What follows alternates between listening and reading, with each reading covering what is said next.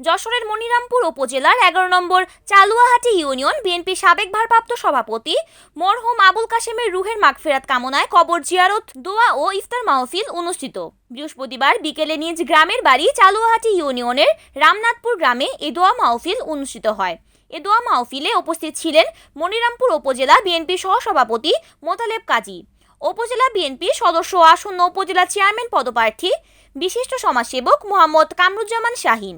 পৌর বিএনপি সাবেক সাংগঠনিক সম্পাদক জাহাঙ্গীর বিশ্বাস, উপজেলা সাবেক ছাত্রনেতা চালুয়াহাটি ইউনিয়ন পরিষদের চেয়ারম্যান পদপ্রার্থী মোহাম্মদ মইনুল ইসলাম মইন, যশোর নগর স্বেচ্ছাসেবক দলের যুগ্ম আহ্বায়ক জাহাঙ্গীর আলম, মরহুম আবুল কাশেমের পুত্র নজরুল ইসলাম, চালুয়াহাটি ইউনিয়নের বিএনপি সাধারণ সম্পাদক জামশেদ আলী, জামায়াতে ইসলামী নেতা ডাক্তার আব্দুল মান্নান, আব্দুল রশিদ, যুব নেতা মতিয়ার রহমান সহ উপজেলা পৌর বিএনপি ও এর অঙ্গ সহযোগী সংগঠনের নেতাকর্মীগণ উপস্থিত ছিলেন। রিপোর্ট করেছেন যশোর জেলা প্রতিনিধি উত্তম চক্রবর্তী, NN টিভি।